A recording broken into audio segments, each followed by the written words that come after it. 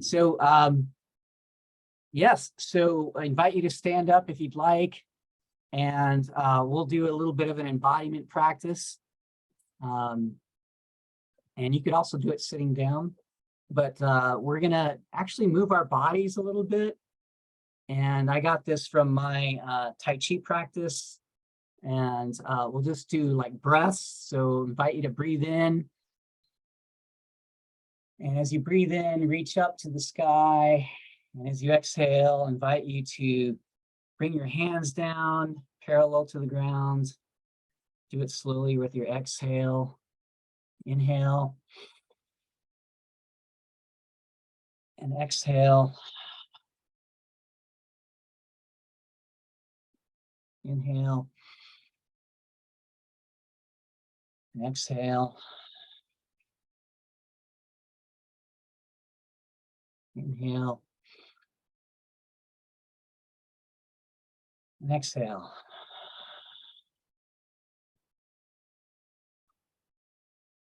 Let's do one more. Inhale.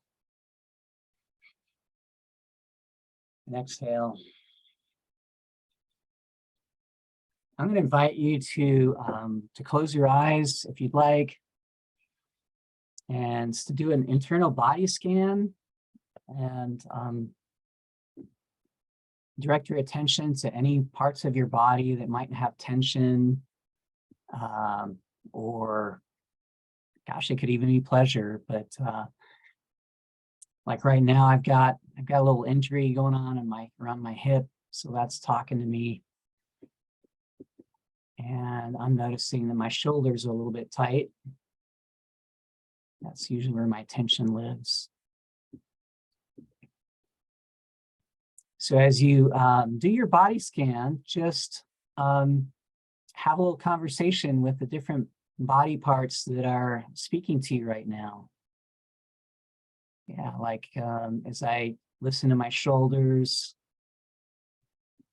yeah, the tension is, I think, around wanting to be effective in holding space, wanting to contribute.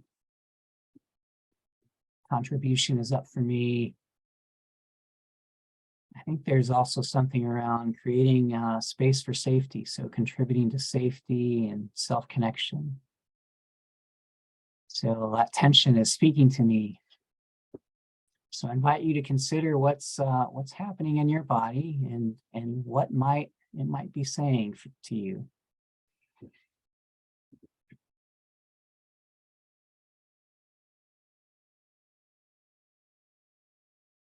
And just directing your attention to your feet, maybe wiggle your toes.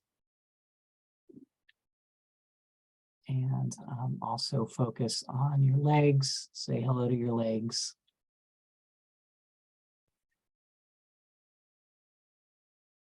Notice if you're sitting, notice how that feels like, how you're being supported by the chair.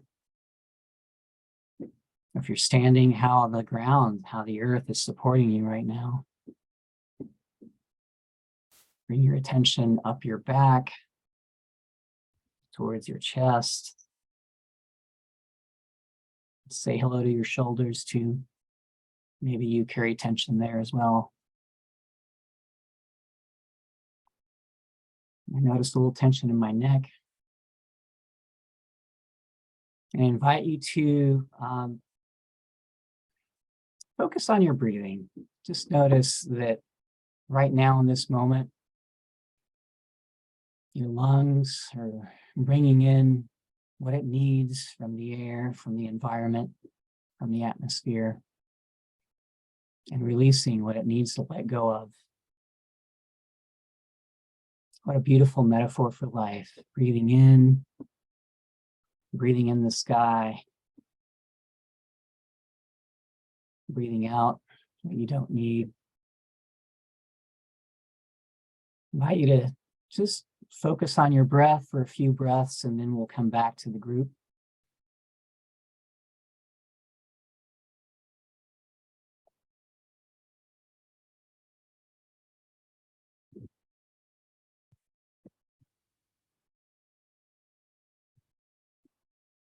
All right.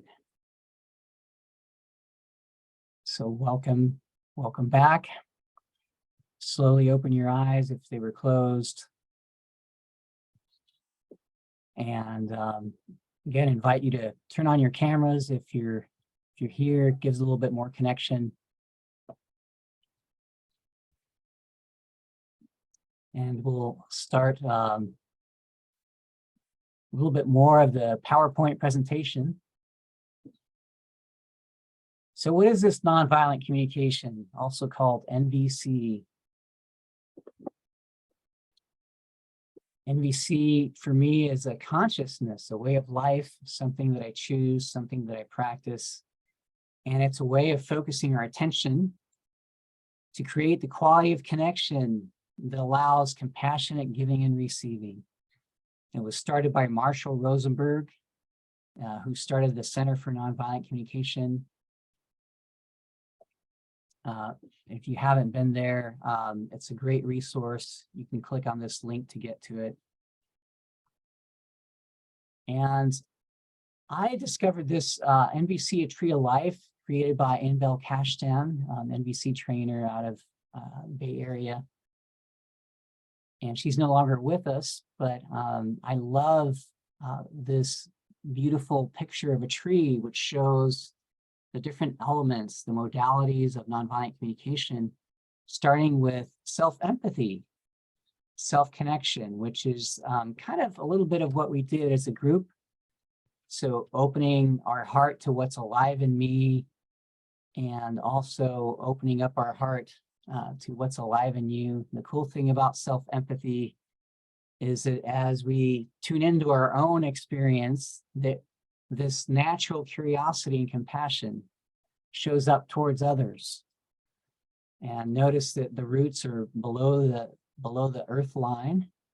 And there's a couple branches. On the left, we have empathy, which is connecting with what's alive in you. We're going to be practicing that in our workshop today, listening for what is happening for you, and maybe sometimes verbalizing that. So there's it's kind of a nonverbal empathy, silent empathy, and a verbal version. And then there's honest self-expression on the other branch. We won't get into that today, or at least not in the formal NVC way. But if you decide to join us in the 10-week series, we're definitely going to be focusing on the two upper branches, empathy and honest self-expression. So one of the things that I really love about these, the Zoom technology that we all, or at least I discovered it back when we were locked down, is it allows for breakout groups. So you're going to have a chance, everyone is going to have a chance to participate in a group of 3 or 4 people. And each person hopefully will have the chance to speak for 1 minute or less. My ideal world is one in which, so basically speaking to that prompt, and the other people in the group are invited to listen silently for this round. So we're just listening if you're not speaking. And once, a minute has gone by, then, the next person in the group, hopefully you can self-select how that's going to look in your particular groups. And gosh, Letitia and I will model that for you right now.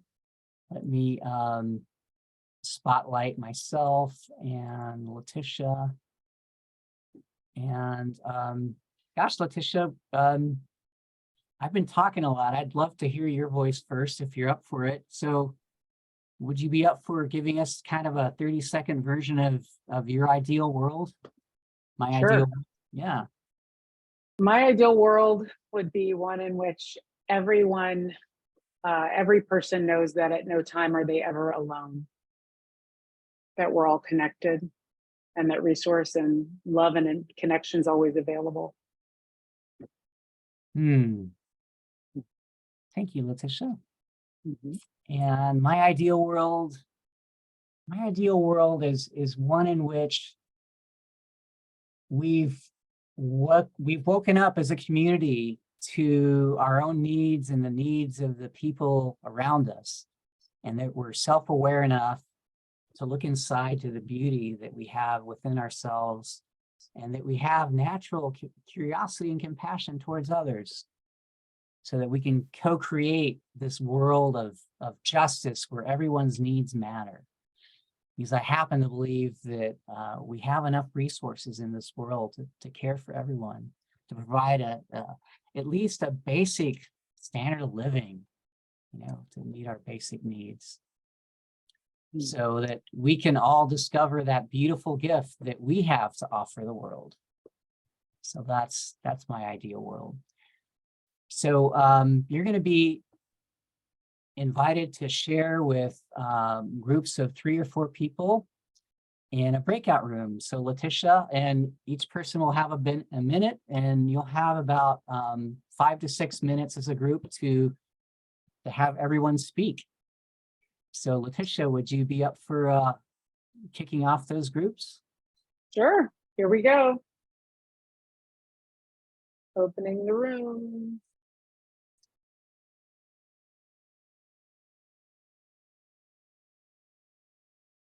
All right, welcome everybody. I'd love to hear from 2 people. How was that for you to share about your ideal world with another group? And you can raise your digital hand. Nikki. And go ahead, Nikki. I thought it was really lovely to have a shared reality with 2 other people. And I felt a real sense of my need for community and connection nourished. And thank you, James, for bringing us all together. Thank you, Nikki, for speaking up. Ahmed.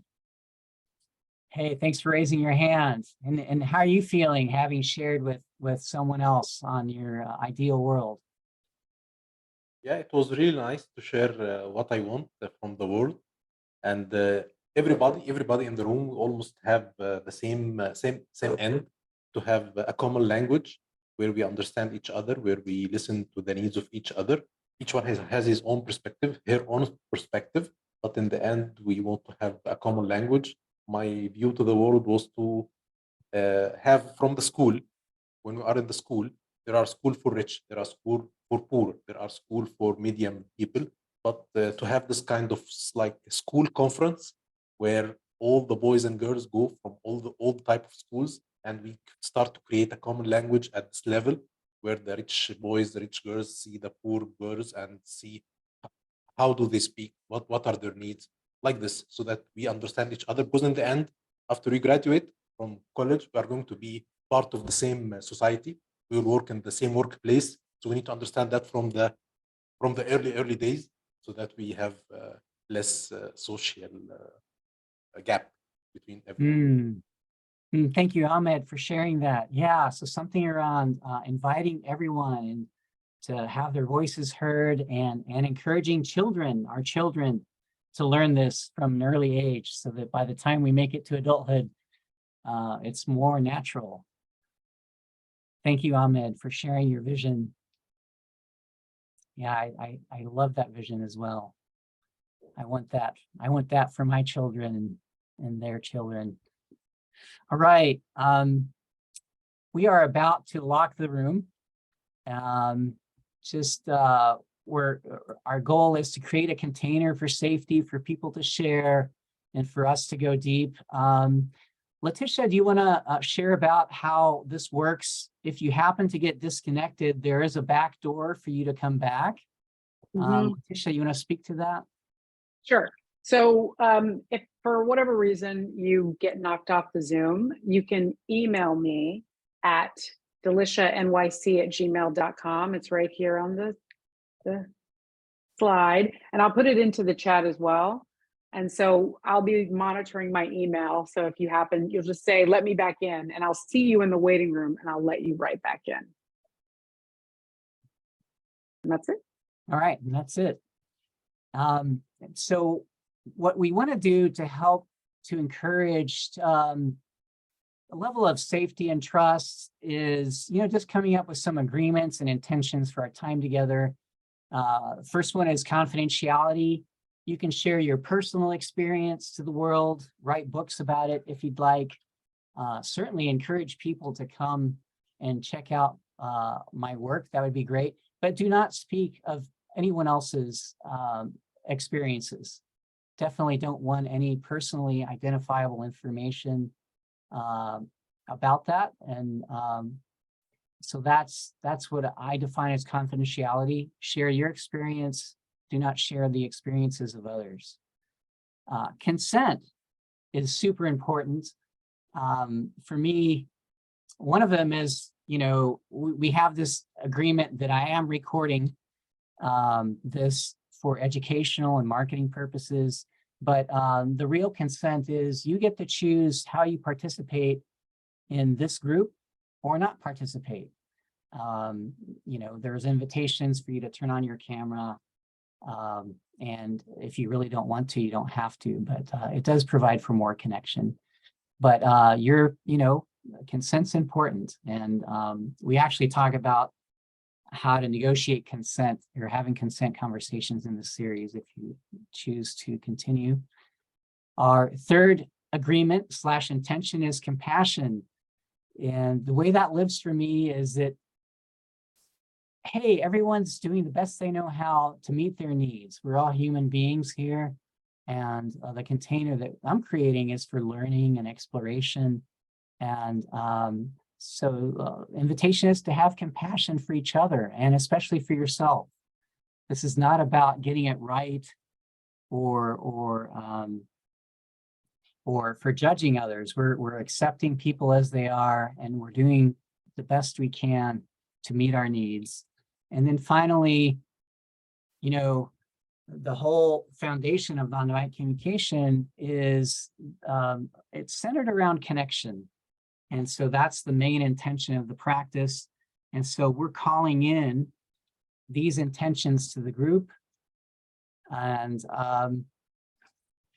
I'd love to have a visual if you agree with these intentions, please raise your hand. And it's, you know, it's kind of important for us to see each other so that we can create this container of trust and safety for each other. Thank you for raising your hand. And if there happens to be someone that is not in agreement with these intentions, then please speak up, unmute yourself, let us know so we can have a chat. And if these don't resonate, this might not be your workshop. I might suggest other workshops for you if these intentions don't work for you. So not hearing anybody speak. I do see some hands up. Is this, are the hands up for clarification, or you're just demonstrating solidarity with the intentions? Excellent. Yay. All right, so we'll get started now. So Letitia, go ahead and lock the room, and